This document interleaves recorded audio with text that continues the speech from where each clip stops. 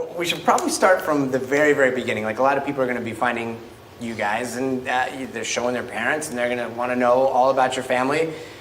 I've seen some of your guys' fans, and the amount of information that they have on everything you guys have ever done is wild. But let's just start from the beginning, before the days that Charlie was everywhere on the For You page. Do you remember, like, how things first exploded? A little bit over a year ago, my friends started asking me to do TikTok dances with them. And being a dancer, I could learn the dances fairly quickly and then teach it to them. And then eventually I made my own account and I started posting videos.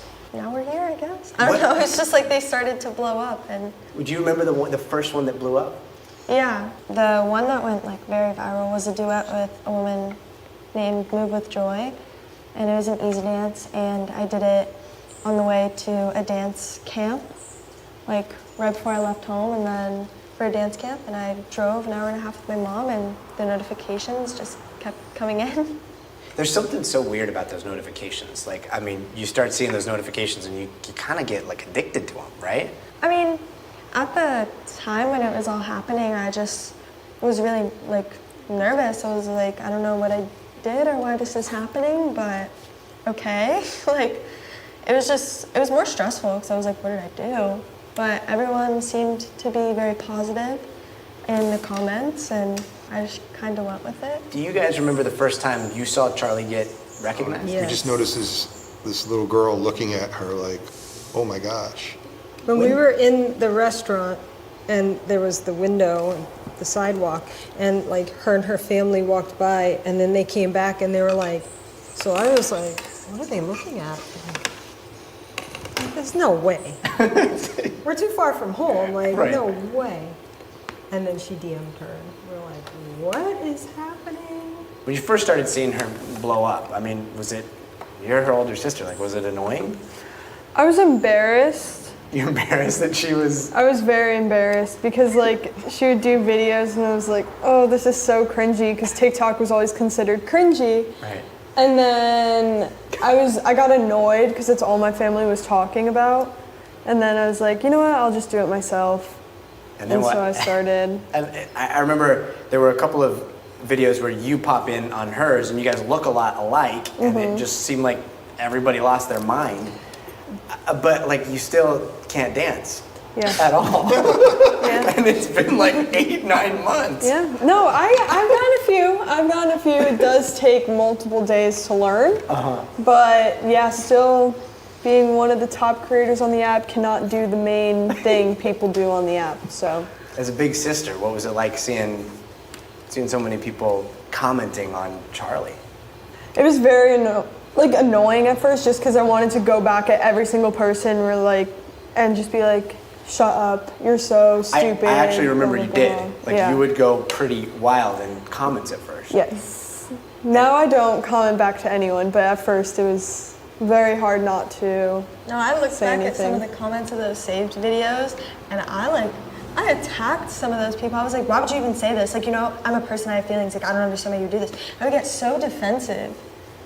And then they'd make another video being like, haha, Charlie commented on my post, what a loser. I'm like, okay.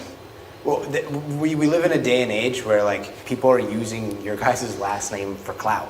And a lot of that comes with bullying of almost like the entire family. Mark, like, how do you deal with that? It's tough, man. It's really, anybody that's a parent out there understands when their kids are attacked, it's your instinct to just attack back, and it's hard. And I'm sure people look at me like, oh my God, why isn't that dad saying anything about it? But once you open up that can of worms, it escalates, and it's not worth it. So.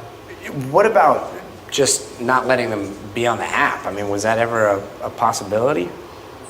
Yeah, just yesterday.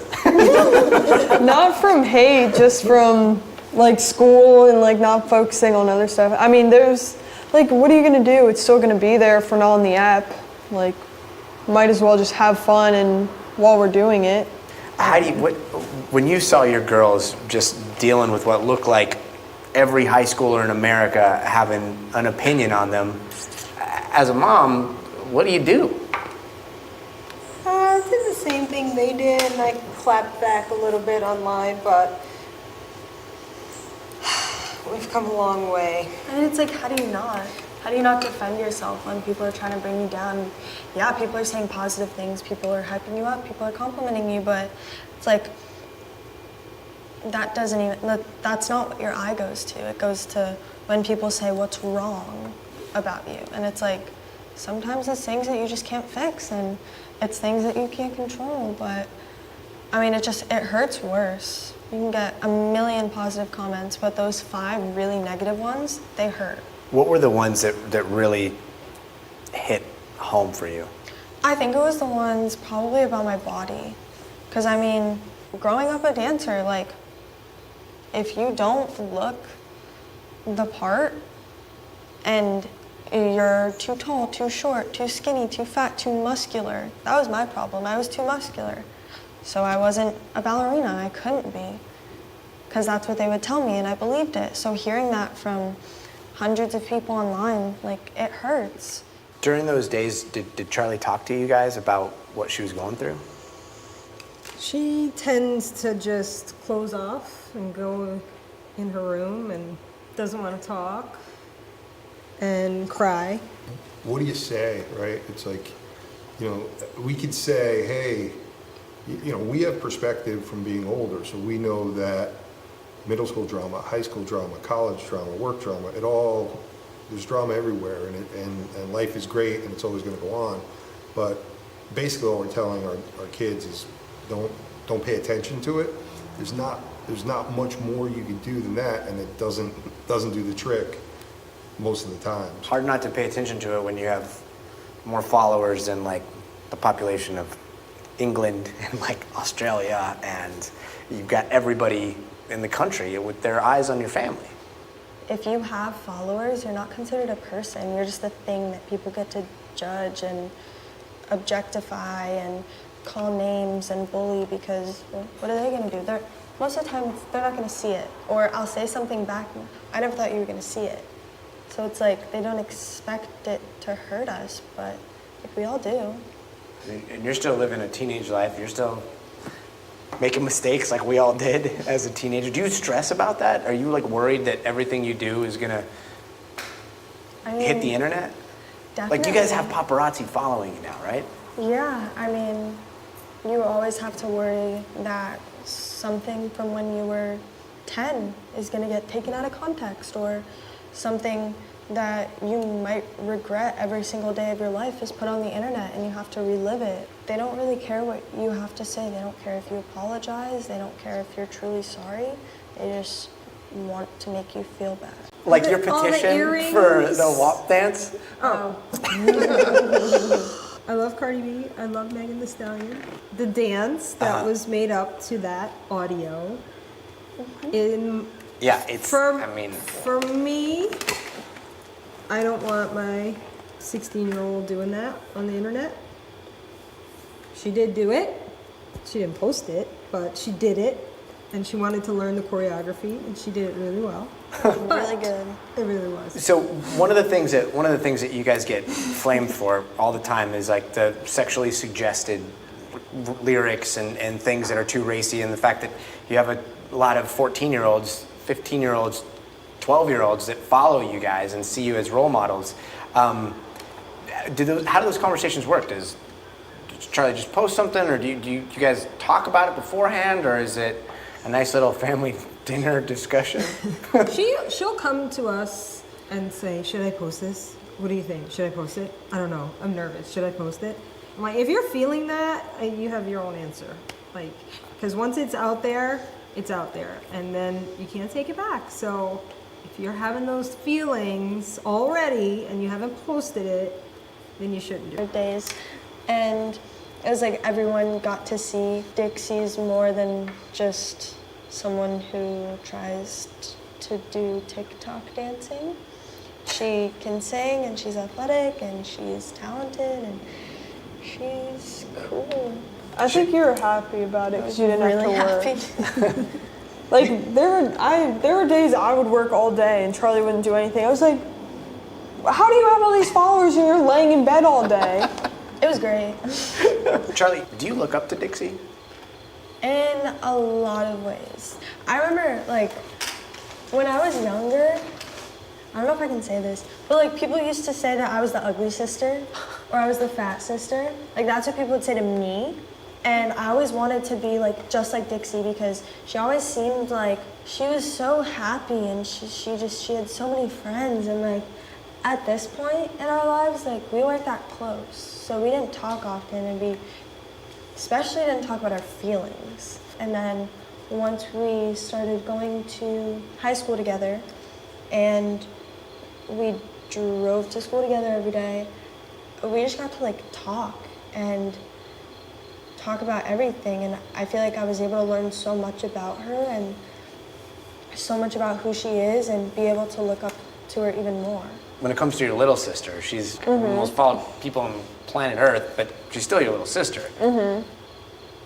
Does she act like a little sister? Yes. I find her very annoying sometimes, but I do look up to her because she handles everything very well, because I know when I was 15, I would not be able to do anything that she's doing. Well, 16 now. But still, I wouldn't, like, you do a lot for your age, and I think that's really cool.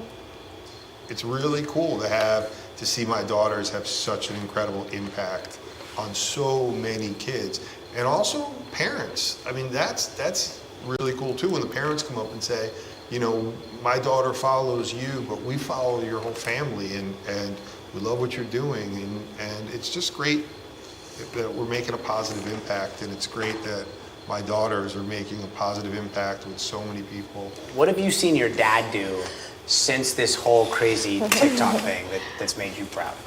I think there's a lot of things that he does that makes me extremely proud to say that he's my dad, because no matter what, he's always the first person to think about other people. And yeah, we can do this, but how can we help other people? Dixie, what do you see in your mom? I see a lot. I think she, like, knowing where she grew up, it's not a big thing to move out of your state. And she made a very big jump to move to New York when she was young. And I think that's what has made all of this so easy, and them trusting us to make big jumps in our lives by switching to online school or moving out to LA or coming out to LA on their own, because she's done that. And I'm just grateful how supportive her and my dad were with everything. Like, even not just with TikTok, but with everything we've ever done, they're always... Yeah, that's always in the back of the class. Hey, Charlie, go in the front so you can see. No. She's confident, but, you know, everybody has their insecurities. I think even the best dancers have things about them that is tough, and it's hard to work through that, but she uses dance to get through her emotions. So to see people on these apps say she's not a real dancer, I don't care how technically amazing you are. You put the work in and you grow, you're a good dancer. That's it. Now, on Twitter, a lot of your guys' fans have questions. I think one of the first ones I saw was, who is the most dramatic? No contest? No. Who the most about all the changes that you guys have been going through? I think we've just gotten closer. That's what I really The time like. Wait, together. I'm sorry. The thing that you like the most about being famous is that you're closer as a family? Yeah, it's like we know we can rely on each other for anything, and we have each other's backs no matter what.